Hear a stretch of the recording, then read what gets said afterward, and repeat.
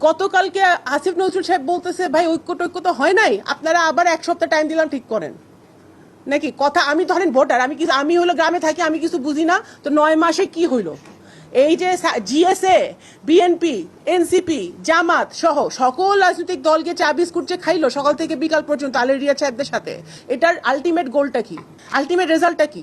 আমরা যেটা আমার ছোট ভাই বললেন, এই বৃষ্টির মধ্যে ছাতা ধরে সবাই গেল, জাতীয় সনদে একটা স্বাক্ষর করলো, করে আমরা দেখালাম আমরা এক আসি, এক থেকে আমরা ইয়ে করলাম। তাহলে আমার as a layman, as a voter, আমার মনে প্রশ্ন জাগতেই পারে যে এই ঐক্য কমিশনের প্রয়োজনটা কি ছিল?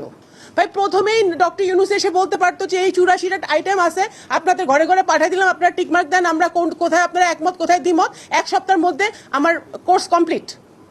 কারণ তাহলে তো ঐক্যমত তো হইতেছে না। And that is the beauty of democracy. ভাই আপনি গণতন্ত্র চাইবেন, আপনি ডেমোক্রেসি পালন করবেন, আবার ওভারনাইট সংস্কার চাইবেন, এই দুটো একসাথে হয় না।